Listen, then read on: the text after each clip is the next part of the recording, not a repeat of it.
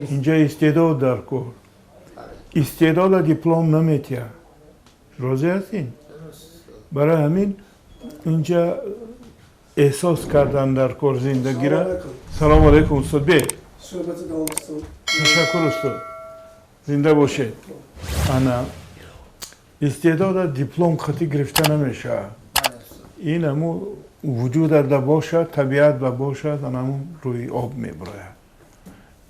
این چیزی مثلا اگر دونید داوشنکا، ایزنشتین، انا وکی بسیاری بله اتم اینو نخوندن، اینو همون طبیعی اومدن روی وای. مثلا ایزنشتین رسام بود، رسامی سیرک، رژیسور شد. داوشنکا معلم بود. یک بار رژیسور گذاشت. انا با کی بود؟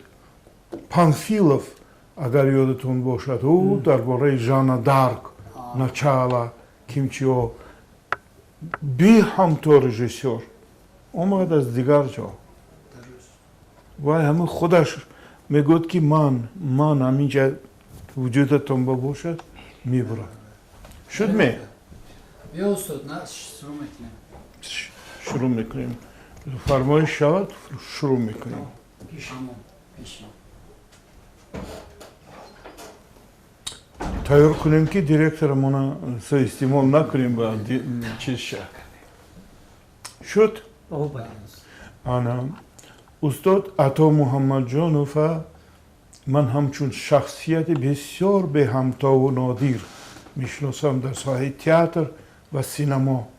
همچون اکتور، همچون گوییم که صاحب استعداد، یک شخصیت برجسته، ناتکرار، نه فقط در مقیاس تاجیکستان بلکه بیرون از وی. بیهوده نیست که مثلا جایزه مکافات دولتی شوروی استاد گرفتن از حساب بازیشان، از حساب نقش آفریشان در فیلمی رژیسور ازبک برای فیلم جوانی دها درباره ابن سینا بود. اون کس نقش سلطان، نقش شاه بازی کرده بودن. نقش شاه و سلطانی مثلا تاجیک. خب از نگاه اون که استاد در ساحه سینما چیکار کرده، عموما هر نقشی که برای اون کس پیشنهاد میکردم اون نقش عادی نظرناگی را میگرفتن با معجزه و یک چیزی ابرازی بسیار توانا و برجسته تبدیل میداده. انا دیگر هر یک ابراز، مثلا ابرازی دیگر سید خوجه، ابراز سید خوجه در فیلم اسرار عائله یادتون باشد. این ابراز استاد خیلی جدی بازی کردن از اون لحاظ که میدونید این کس قهرمان بازی کردن که موضوعی بایگری مادی را به دست آوردن بود. برایشان عائله باید که تأمین باشد با بایگری مادی و به رحمانه هر کدام اعضای عائله را فرمایش میدادن که وای یگان کار بکند که مثلا فایده بیارد، فایده مادی بیارد. اینمی قهرمان همین ابرزی امروزه ابرزی بیزنسمنی به معنای ویش بافتهش بیزنسمنی مثلا که در وقت شوروی این خیلی ابرزها را قبول نمی داشتن و امروز هم از نگاه عقل و خردی مثلا سالم این خیلی ابرزها نباید باشن، اینا منفی هستن. ана ҳамун образи манфӣ ра устод ба дараҷае бозӣ карданд ки нафрати тамошобина ба худ ҷалб чид ба худ меовард ана нафрат меовард лекин ба хотири ҳамин корҳои нохалаф ба хотири корҳои зишт он кас ҳатто розӣ буданд ки ҷияни дӯстдоштаи худа ҷияне ки мавзун буд ҷияне ки каси дигарро дӯст медошт розӣ шуданд ки ба як бизнесмен ҳадия кунанд ин чизо хеле хеле таъсирбахш ва масалан маъниҳои амиқ дошт ва ҳамин бибинед ки ҳамин образ имрӯз ғолиб омад ҳамин образ ҳозир ёдам нест Саидхоҷа ба назарам ном дорад ҳамин образи ҳамун қаҳрамони асосие ки филми асрори оила ном дорад филм имрӯз ғалаба кард имрӯз ҳамун барои мо арзишҳои моддиро пешниҳод мекунад ҳамун тарзу муносибатро пешниҳод мекунад ки капиталистӣ аст ба маънои бадаш капиталистӣ аст он арзишҳои инсондӯстиву инсонпарастиро эҳтиром надорад ана ҳамун имрӯз ғалаба кард ана ҳамун образа устод бозӣ карданд метавонед ҳамин чиза баъд бубуред барои ин ки ин бисёр даъвати аҷиб аст ба ҷомеа дигар чӣ савол доред ман гуфтам нисбати устод Мухтор духтари Сеимам ягон чӣ мегӯед нақши Мухтор хуб ин нақш яке аз филмҳои аввалини устоди ман Анвар Тураев буд духтари Сеюм ва инҷо нақши асосӣ устод бозӣ мекунанд ва ман фақат эродам ҳамин ки устода чандон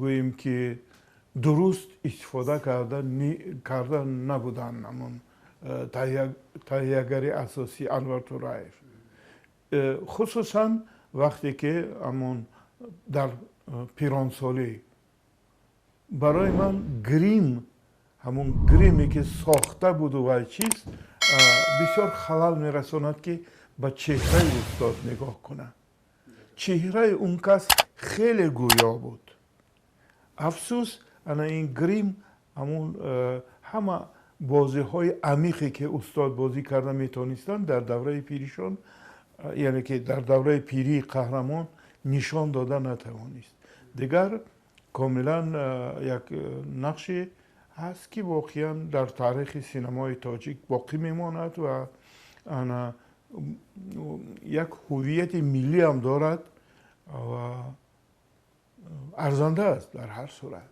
баъд устод бо як нақши лаҳзавиам дорад дар марги Судхор Мирзо нисбати вай ин яке аз нақшҳои аввалини устод аст устод Анвар Ато Муҳаммадҷонов аст ва унҷа санҷиши ҳунар буд ва агар ёдатон бошад худи филм бояд гӯям ки ин филм шоҳасар аст филми қисмати марги Судхор шоҳасар аст ва имрӯз мо фақат ҳатто аз филмҳои Кимёгаров дида ин филма болотар мегузорем аз нигоҳи касбият аз нигоҳи умқ аз нигоҳи он ки ба ҳадафҳои ҳам касбию ҳам маънавӣ расидагӣ ҳастанд ва инҷо бузург албатта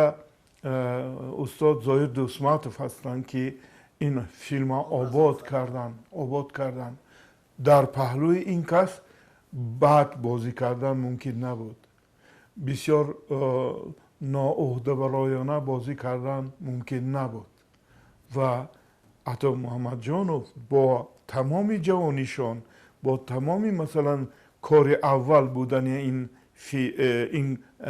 образ дар филм он кас кӯшиш карданд ки ба устод баробар шаванд ба устод Зоир Дусматов ва яке аз қаҳрамонҳое бозӣ карданд ки вай кӯшиш кард که وارد شوی جریان روند وارد شوی انا کپیتالیستای دوره بخارای امیریه وارد شویش به این زمان افشا کند، انعکاس کند. این استاد خیلی برجسته نشان دادن. خیلی استاد دیگر فکر میکنیم اولین نقشون در فیلم کوبای آهنگر بود که شروع قدر عیون نبود، یک لحظوی بود. لحظوی خیلی این چیز مهم نبود. بعد دیگر با فیلم چیزای ضروری را گفته. بعد خیلی استاد همچون شخصیت بر گرامی داشته رو و روی استاد یگان سخن اگر گوید من افسوس میخورم و واقعا هم میخواد است که جای یک بزرگه در صنعت کسی دیگر عوض کرده نمیتواند. در علم میشود که مثلا همین معادله بعد اختراع کند کسی دیگر، لیکن عطا محمد جانوف بر این بزرگه کسی دیگر عوض کرده نمیتواند. عطا محمد جانوف یک و یگانه در خاطره ما باز میماند و همچنان مثل بزرگای دیگر که مثلا در تئاتر و در سینما بودن اینها را عوض کردن. هر یک نفر اینها جای خودشان دارند و جای اینها خالی است. تشکر زیاد استاد.